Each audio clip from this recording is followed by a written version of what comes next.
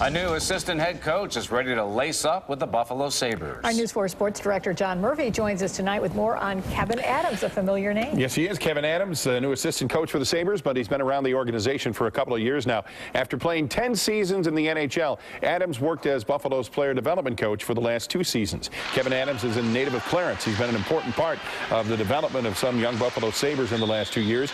He takes Brian McCutcheon's spot as an assistant coach, and Kevyn Adams thinks he can relate to Buffalo's players.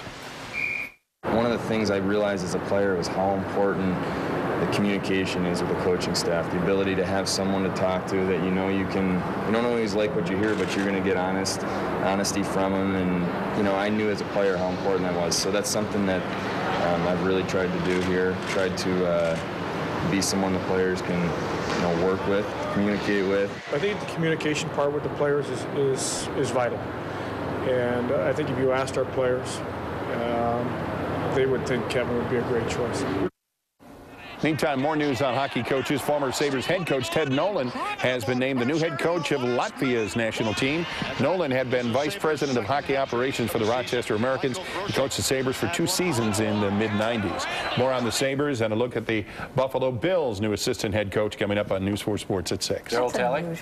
Not Darryl Talley, no. All right, We'll have to stay tuned. Yes.